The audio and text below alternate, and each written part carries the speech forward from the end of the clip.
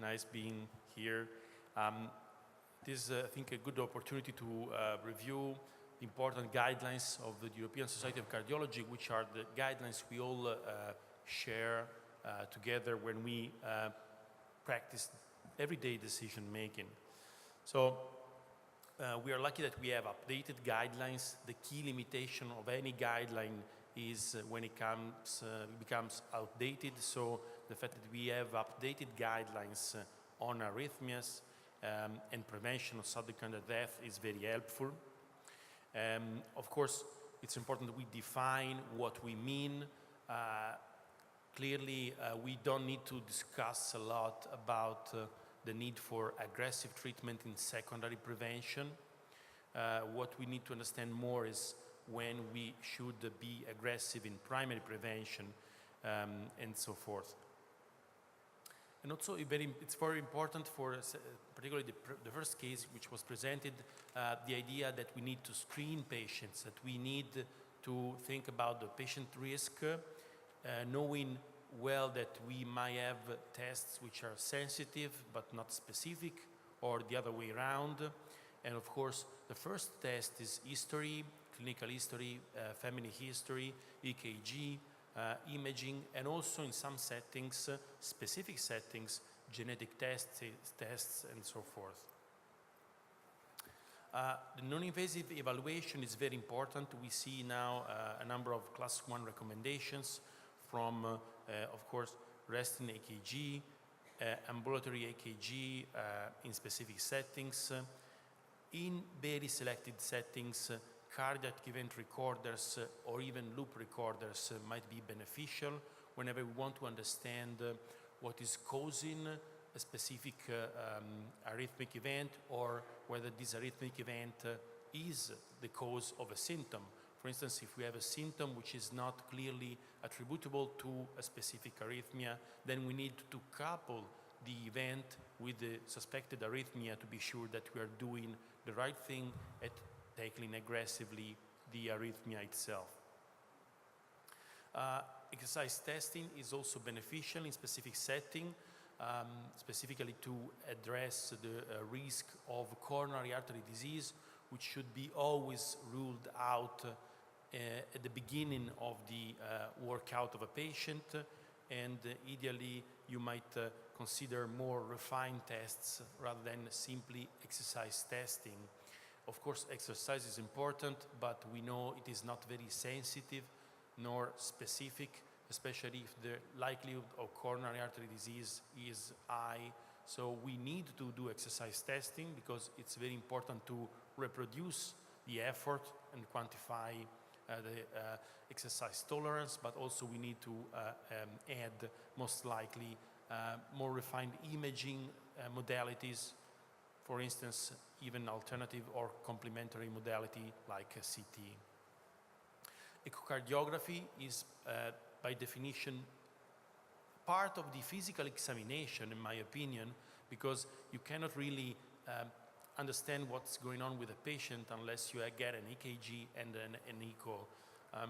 Echocardiography is very important to quantify ejection fraction, which, despite its limitations, is the key tool to decide in many patients whether we are surely in a region of a clear indication towards aggressive treatment in the setting of primary prevention, or whether we need more tools, more reasons to pursue, for instance, a device or ablation in the patient we are treating. In selective settings, you might have also MRI or more refined tests. These are very important, for instance, to understand the histologic, in a sense, the MRI tissue properties of the heart, which may guide you in ruling in or ruling out specific conditions like hypertrophic cardiomyopathy or other types of cardiomyopathies, which might be not well identifiable in some patients with the echo or traditional tests. Of course, invasive evaluation is very important. Again, coronary angiography, coronary CT, but also electrophysiologic testing is important whenever we are ruled out other conditions and whenever we are not in a region of a clear-cut indication towards device therapy in primary prevention. And of course, EPS is very important because it can be combined with proper treatment if the origin of the arrhythmia can be identified with a reasonable amount of certainty. You can also have an idea of the comprehensive diagnostic workup which can be proposed to any patient who is at risk or has a history of ventricular arrhythmia, and you can move through the clinical history, of course,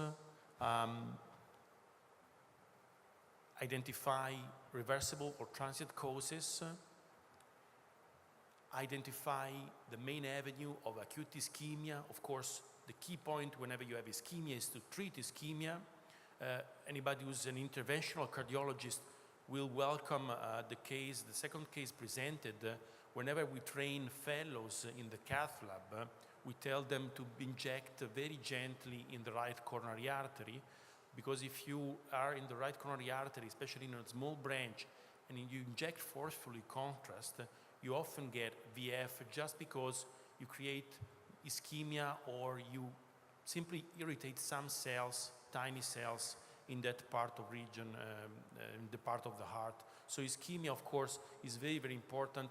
You cannot think about anything else until you have ruled out reasonably ischemia and treated it as much as aggressively as you can.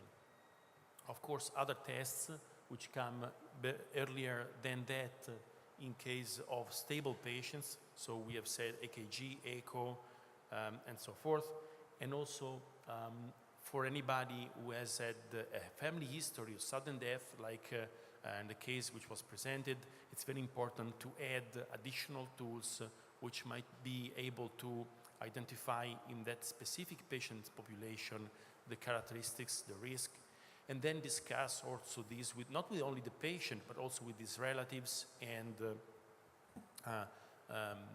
descendants. Of course, whenever we have ICDs, we have device therapy, we know that these devices work, but they work only in a small number of patients. Many patients get a device, but they don't really benefit from it, so they only face the potential risk or hassle of the device itself. In secondary prevention, again, device therapy is usually a no-brainer, and anybody who has had VF or severe VT within, not within 48 hours of an acute ischemic event is a candidate to ICD unless you really have a clear reversible cause. You may also consider device therapy in other settings in which you have sustained VT, as long as you have a reasonable survival expectation, even if they are on optimal medical therapy, and even if they have normal AVF. So VT also is a no-brainer. Even if it's well tolerated, there is no reason to withhold device therapy in this case. And in patients who don't want or cannot receive an ICD, we still need to remember that drugs, albeit suboptimally, do have some protective effect. So amiodarone might be used in selected cases. We also have different types of ICDs. So for instance, we can use subcutaneous defibrillators in patients who don't need pacing, and this probably can reduce the complications associated with the ICD with intravenous leads. The acute treatment, I don't think it's really pertinent to the session, but of course we have the electric therapy.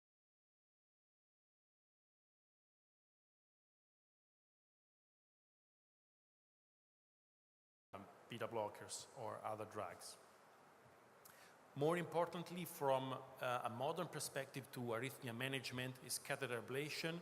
We can use catheter ablation in selected cases, even in an urgent setting, whenever you have incessant VT or electrical storm, and is still beneficial in patients who have multiple recurrent ICD discharges despite optimal medical therapy.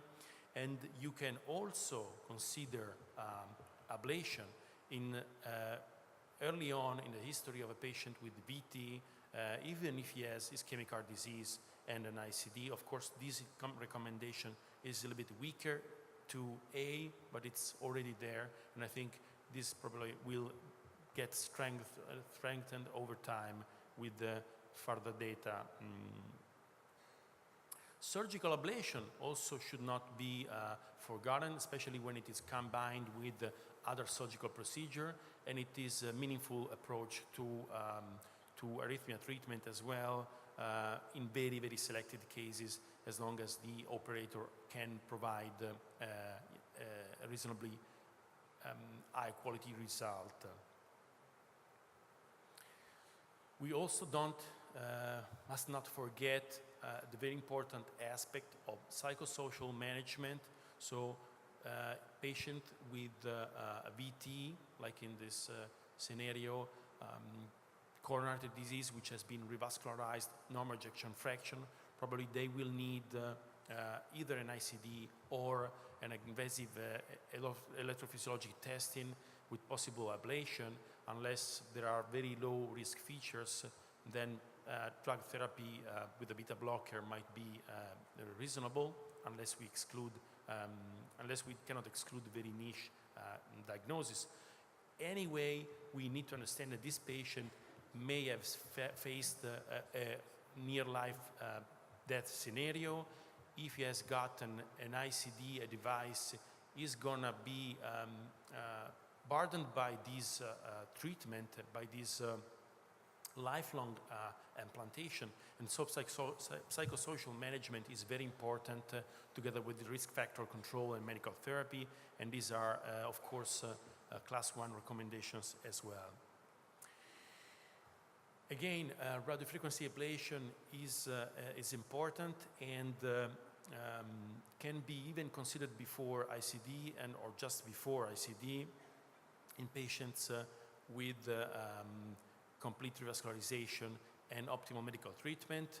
And so we see that in the future, ablation will not be considered necessarily a second step, but possibly synergistic with ICD therapy, or even come in before ICD therapy, and so enabling a more selective use of ICDs in primary prevention, and even in some settings in secondary prevention. And finally, we need to focus on risk stratification. Programmed ventricular stimulation should also be considered in survivors of a myocardial infarction, even if they have conserved ejection fraction and they have complete revascularization, if they have had a syncope, because if we find a reason for, for fearing arrhythmia potential, then we can either try to ablate or send the patient for ICD implantation. I finished, and I can leave some room for discussion, and I really thank you again.